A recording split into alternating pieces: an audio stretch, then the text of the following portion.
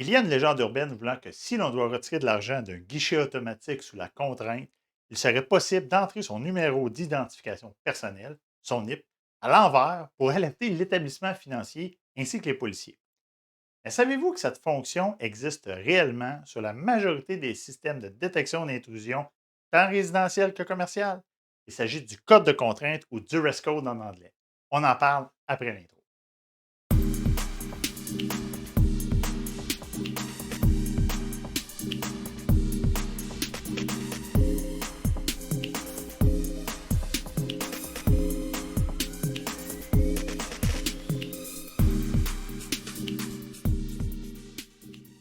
Mon nom est Francis Coates, spécialiste en sécurité physique et des technologies de l'information. Aujourd'hui, on parle de code de contrainte ou en anglais Duress Code. Abonnez-vous et activez la cloche. N'hésitez pas à laisser vos commentaires sur le présent vidéo ou suggérer d'autres sujets en lien avec la sécurité. Je vous encourage à rester jusqu'à la fin de la vidéo car j'ai un petit truc du style Thinking Outside the Box pour vous vers la fin.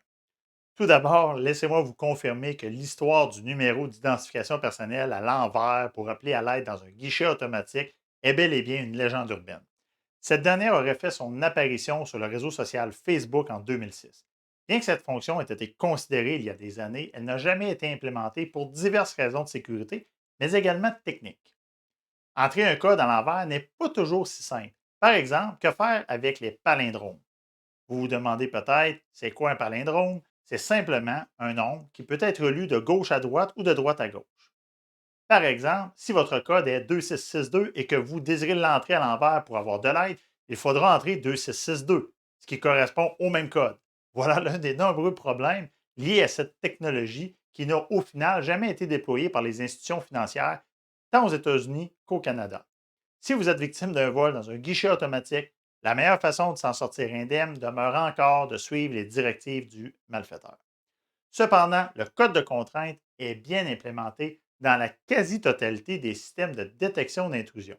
Nous allons voir cette fonction, ses avantages et ses inconvénients.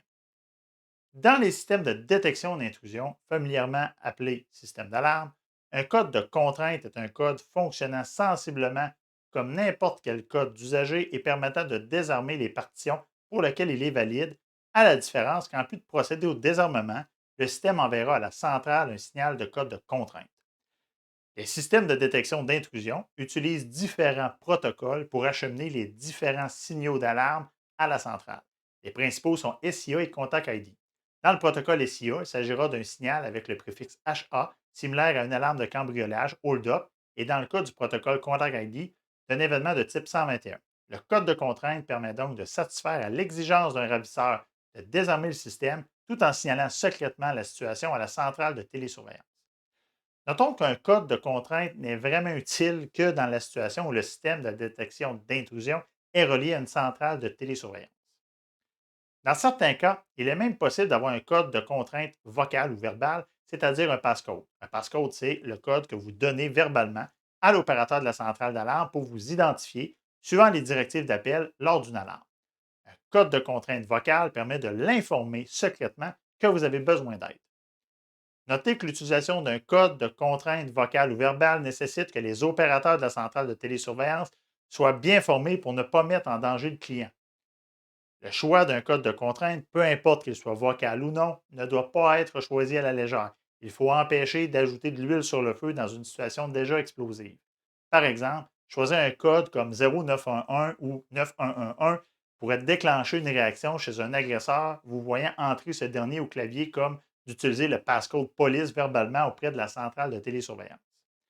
L'avantage premier d'utiliser un code de contrainte est bien évidemment de pouvoir appeler à l'aide secrètement alors que nous sommes forcés de désarmer le système.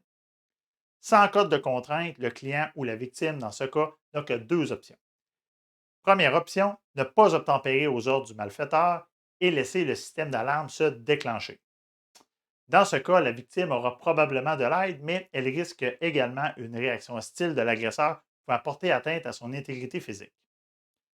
Deuxième option, obtempérer et désarmer le système, auquel cas la victime n'aura aucune aide extérieure puisque le système ne sera plus fonctionnel. L'utilisation de codes de contrainte permet donc de profiter des avantages des deux options sans leurs désavantages respectifs.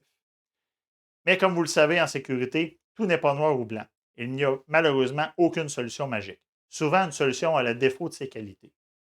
Ici, l'utilisation d'un code de contrainte assure à la victime d'avoir de l'aide. Et qui dit aide dit également possibilité que l'aide arrive pendant que la victime soit toujours sous le contrôle de l'assaillant, ce qui est probablement le souhait de cette dernière. Mais il y a un hic. Par exemple, cette situation peut grandement contribuer à transformer une invasion de domicile en prise d'otage. Auquel cas, le remède ne serait-il pas pire que la maladie?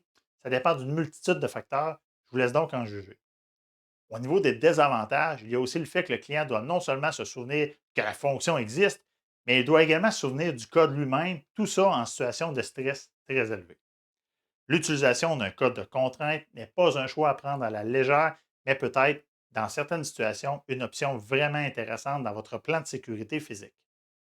Un client adéquatement sensibilisé, par exemple périodiquement, 2 fois par année, lors des changements d'heure, ainsi que des directives d'appel claires et précises, permettront d'utiliser cette fonction pour assurer une meilleure protection de l'actif ultime, la vie. Thinking outside the box. Pourquoi ne pas utiliser cette fonction d'une manière peu orthodoxe?